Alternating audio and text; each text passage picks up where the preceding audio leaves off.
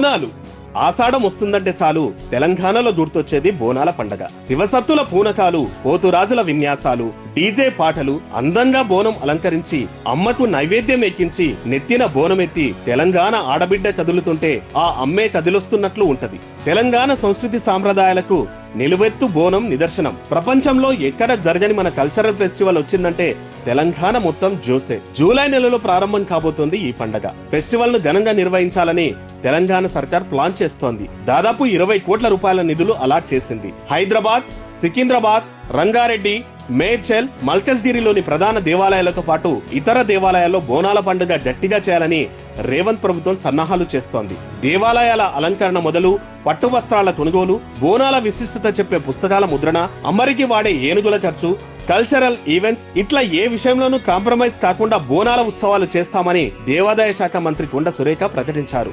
మంత్రులు, ఎమ్మెల్యేలు, దేవాదాయ శాఖ అధికారులతో కమిటీలు వేసి మరీ ఎక్కడా లోటు లేకుండా బోనాల ఉత్సవాలు నిర్వహించేలా ప్లాన్ చేస్తున్నారు. ఇక జోగినీలు బోనాలు సమర్పించే సమయంలో ఎలాంటి సమస్యలు లేకుండా వాళ్ళకు ప్రత్యేక క్యూ లైన్లు, ఈసారి పిల్లలు, వృద్ధుల కోసం ప్రత్యేక ఏర్పాట్లు చేసేలా ప్రణాళికలు రూపొందిస్తున్నారు. పెద్ద ఆలయాల్లో బోనాల ఉత్సవాలను తెలంగాణ సమాజం తిలకించేలా లైవ్ ఏర్పాట్లు చేస్తున్నారు. మొత్తం మీద తెలంగాణ వచ్చిన తర్వాత తొలిసారి కొలువుదీరిన రేవంత్ ప్రభుత్వం తమ ప్రతిష్టను చాటేలా బోనాలను నిర్వహించాలని భారీగా ఏర్పాట్లయితే చేస్తోంది.